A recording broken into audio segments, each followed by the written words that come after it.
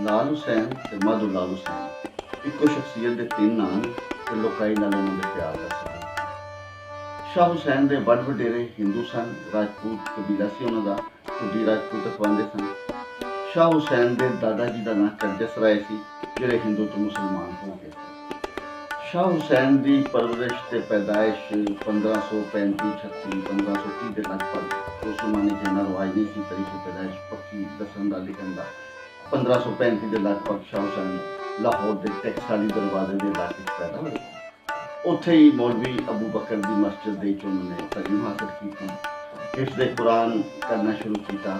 ये बारे भी मुख्तलिफ रवायत मिलती हैं। एक तो कि उन्होंने चंद सुपारे हिफ्ज़ किए सन कि रमज़ान का महीना आ गया तो उन्होंने हुक्म दिता गया कि तरावियां दे पूरे कुरान पाक का दुरानिया जो उन्होंने पूरा करना है।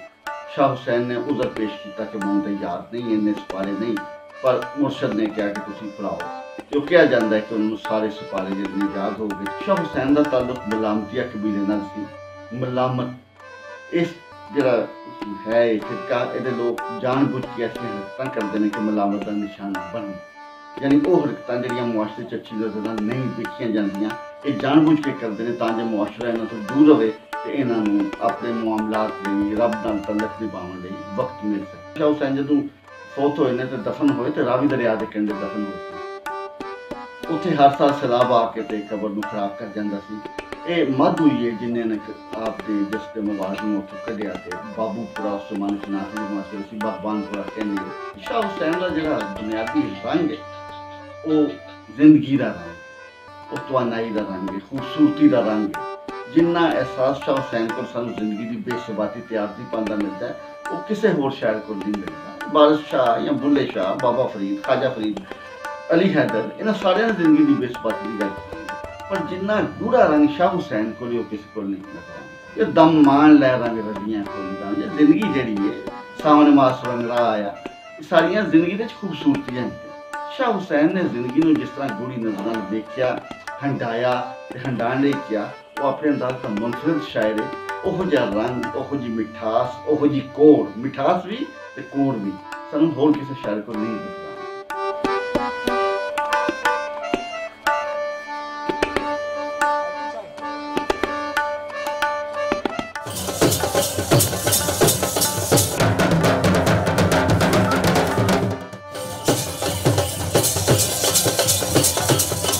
शाह हुसैन पहला ऐसा शायर है अपनी सूफी लड़ी का जिन्हें सब तो पहले अजि शायरी की जी पूरी पोइटिक एस्थेटिक नाल भरी हुई शायरी है, जी शेरी जमाल नाल भरी हुई है और इंसानी जिंदगी नूं और खास तौर पर कारी जो शाह हुसैन की शायरी पढ़ता है वो रूह तक असूलगी देता है।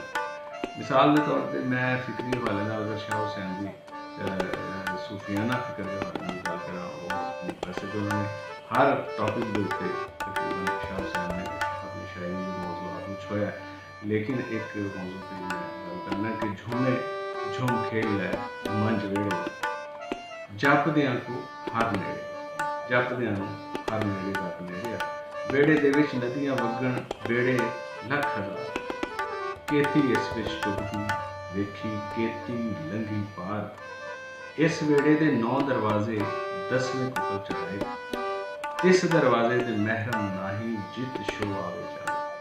मतलब की है कि इस दरवाजे दे इस वेड़े दे 9 दरवाजे इंसानी हयात में डिस्कस किया इंसानी वजूद, वह जो 10वां दरवाजा है वो सूझ का दरवाजा है, समझ का दरवाजा है, सुख का विचार का दरवाजा है, जिहड़ा जिथे कुफल लगा है जिन्होंने बंद किया है। जे तुसी अपने साईं रब नूं पाना है वो दरवाजा खोलना पैना है, जित शो आवे जावे।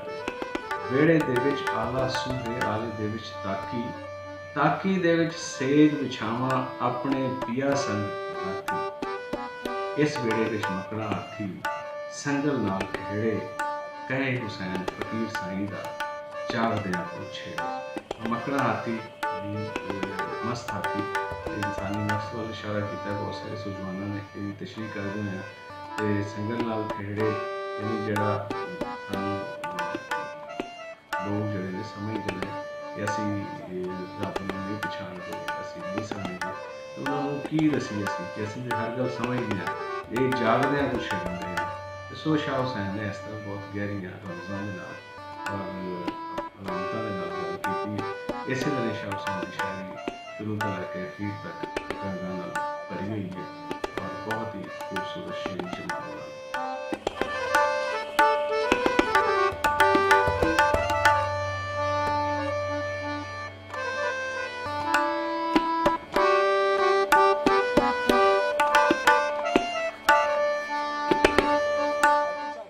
शाह हुसैन न सिर्फ पंजाबी शायरी का बल्कि पंजाबी काफी का वो पहला शायर है जिन्हें पंजाबी जबान को वड्डा मान दिता कि अज असी इस गल के उत्ते फख्र करते हैं कि शाह हुसैन साडा हुसैन है।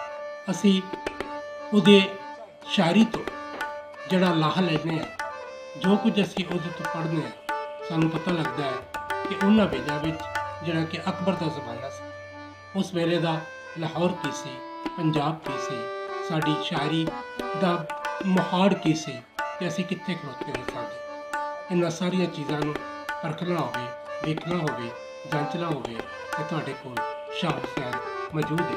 तुसी शाह हुसैन नूं पढ़ सकते हो, परख सकते हो, देख सकते हो। शाह हुसैन ने अपनी शायरी अंदर बहुत सारिया रफ्तां छड्डियां। अंदर तू है बाहर तू रोम रोम विच तू कहे हुसैन फकीर साईं मैं ना ही सब तू। पहली गल अपनी जात की लगी। फिर उन्होंने कुछ अलामत बनाई कि वो अलामत ने बहुत ही वड्डी अलामत शाह हुसैन की चरखे की अलामत। चरखा जिन्होंने उन्होंने इंसानी वजूद के नाल तशबीह दी। जित वट चरखा तित वट पुन्ने। उन्होंने जिन्ना वड्डा चरखा उहदे मुन्ने भी उड्डे ही वड्डे करवाए ते इहदे तो साबित किया कि इंसान का वजूद जिहड़ा कोई चरखे वर्गा है जिहदे उत्ते अमल दियां पूड़ियां कत्तियां जांदियां ने। दाज बनता है ते दाज लैके अगले घर यानी दुनिया छड्ड के उसी अगले घर चले जाते। दाज विहड़नी नूं कोई मूँह नहीं लांदा। इत्थे ये बिल्कुल मतलब नहीं कि दाज जड़ा है वो कोई बहुत वड्डी चीज़ है या शाह हुसैन उहदे हक दे विच बोलदा पिया नहीं। शाह हुसैन ने तो वो सारे अमल नूं दुनियावी अमलों के नाल तशबीह दी है कि तुसीं दुनिया के उत्ते जिन्ने वड्डे काम करोगे, जिन्ने चंगे काम करोगे, उन्ना ही तुहानूं अगले जहान उहदा हल मिलेगा। कोई सस, कोई ननान, कोई सहुरा तुहानूं कोई झटकेगा नहीं क्योंकि तुसीं दाज लैके आईयां। उन्होंने अब इस दुनिया नूं पेका घर ते अगली नूं सोहरा घर करार दिता है। दरम्यान दे विच वो नैह जिहड़ी कि बहुत डूंगी जिन्हों नैह भी डूंगी तुला पुराना शीहां दा पत्थर मल्ले। ते जे तुहाडे कोल तुला पुराना होवे, जे तुहाडे कोल कश्ती ना होवे, बेड़ी ना होवे ते तुसीं उस शौह दरिया नूं किवें पार करोगे। ते उहदे वास्ते जरूरी है कि तुहाडे कोल तगड़ा तुला होना चाहिए जिहदे उत्ते तुसीं करके पार लग सको। इसे ही तुले नूं ते इसे ही दरिया नूं बाकी शायरां ने या होर कुछ मजहबी अलामतां दे विच इन पुलसरात भी किया गया है। ਇਹਦੀ ਰੌਣਕਾਂ ਬਹੁਤ ਜ਼ਿਆਦਾ ਸਨ। ਲੋਕੀ ਦੂਜੇ ਸ਼ਹਿਰਾਂ ਤੋਂ ਆਉਂਦੇ ਸਨ। ਪਾਰਟੀਸ਼ਨ ਤੋਂ ਪਹਿਲੇ ਲੋਕੀ ਅੰਮ੍ਰਿਤਸਰ ਤੋਂ ਪੈਦਲ ਹੀ ਆਉਂਦੇ ਹੁੰਦੇ ਸਨ। ਕੁਝ ਲੋਕ ਬੱਸਾਂ 'ਤੇ ਆਉਂਦੇ ਸਨ, ਕੁਝ ਟ੍ਰੇਨ ਦੇ ਉੱਤੇ ਆਉਂਦੇ ਸਨ ਅਤੇ ਹਰ ਬੰਦਾ ਜਿਹੜਾ ਸੀ ਆਪਣੇ ਆਪਣੇ ਇਲਾਕੇ ਦੀ ਬੋਲੀ ਬੋਲ ਰਿਹਾ ਹੁੰਦਾ ਸੀ। ਹਰ ਬੰਦਾ ਆਪਣੇ ਆਪਣੇ ਇਲਾਕੇ ਦੇ ਗਾਣੇ ਗਾ ਰਿਹਾ ਹੁੰਦਾ ਸੀ।